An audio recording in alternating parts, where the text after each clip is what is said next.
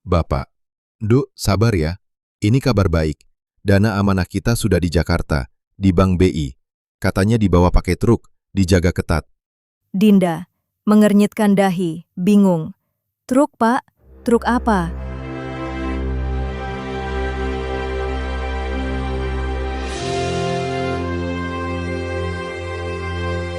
Jakarta. Di tengah hiruk-pikuk ibu kota, seorang gadis muda bernama Dinda menyimpan bara di hatinya.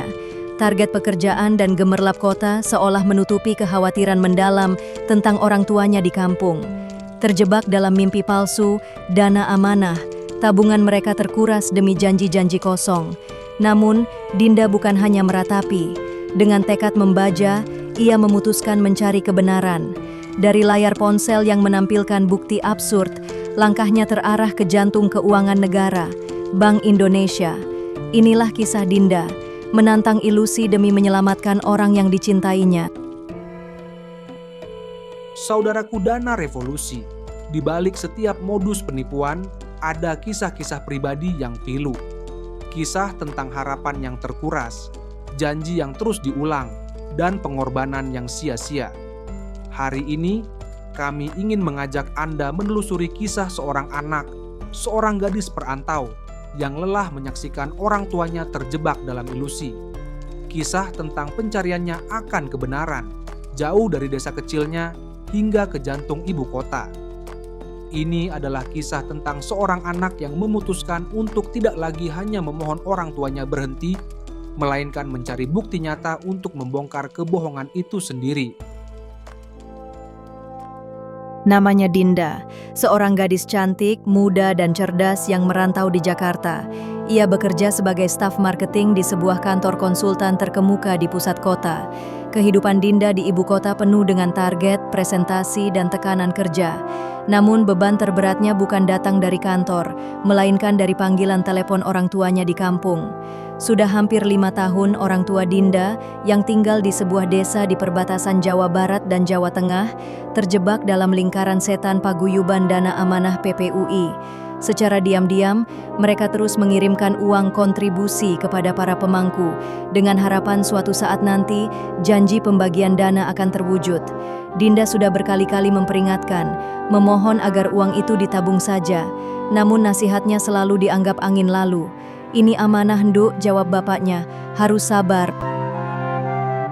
Hingga suatu hari, bapaknya menelepon dengan suara penuh keyakinan.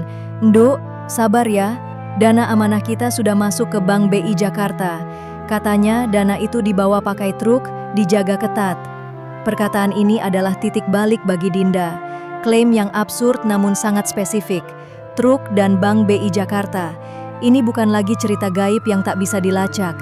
Ini adalah klaim yang bisa diverifikasi. Bapak, Duk, sabar ya. Ini kabar baik.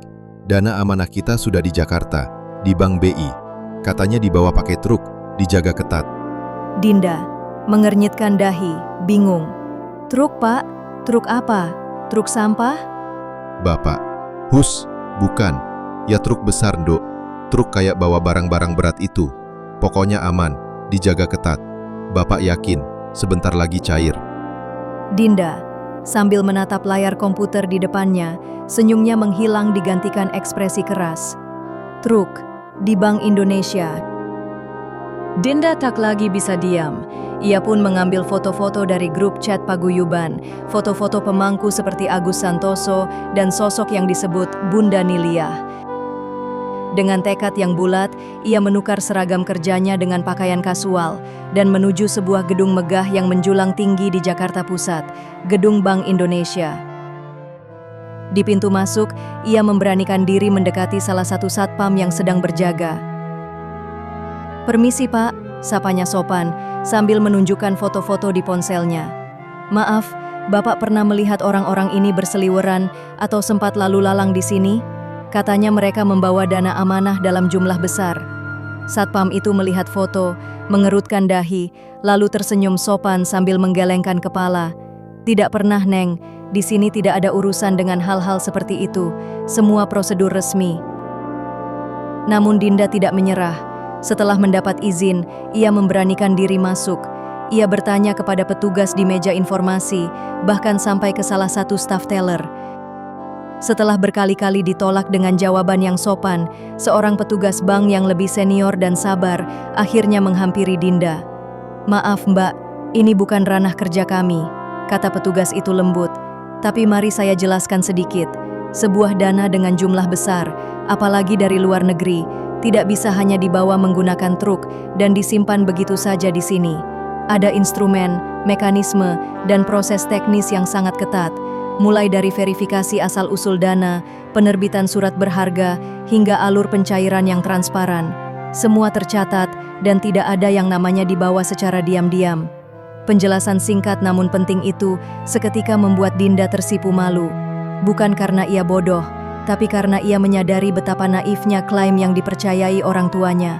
Betapa jauhnya cerita dongeng paguyuban itu dari realitas sistem perbankan yang sebenarnya. Dengan hati yang berat dan pemahaman yang baru, Dinda keluar dari gedung Bank Indonesia.